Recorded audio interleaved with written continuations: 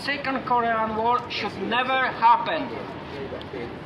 Thanks to his military first policy and the strengthening on the nuclear war deterrent, the respected Marshal Kim Jong-un will smash the war against political and military provocation with the iron fist on the great and heroic Korean People's Army.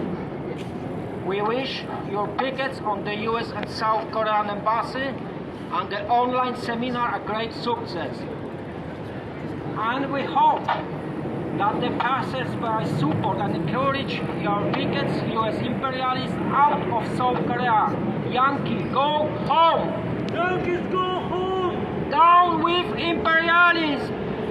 Down with the Yankee imperialists! Down with Yoon Suk-yeol's puppet clique of traitors! No to Second World Korea! Glory to Workers' Party of Korea and DPRK! Glory to Korean people! Of nuclear war and point the finger at the DPRK because of their nuclear weapons, while having thousands of nuclear bombs themselves. While more and more people saw through their lies after many aggressions wars in the Orient, the US imperialists managed through the misinformation in the mainstream media about the Ukraine conflict to present themselves as the defender of sovereignty in Ukraine and the anti-imperialist forces as aggressive invaders.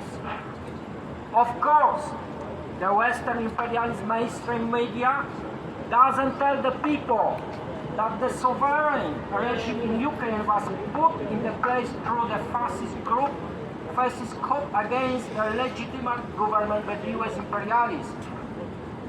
They don't tell about the massacre on Odessa, where over 100 people were burned alive by these fighters for sovereignty and democracy. They don't tell about the 9 years of bombing against the people on Donbass. They don't show the children murdered with the Ukrainian fascists. They don't show this. We have to show the people the truth. We have to show how the imperialists lie, show everyone that the USA are the aggressor, that are the danger for world peace and not the DPRK or Russia. Down with US imperialism!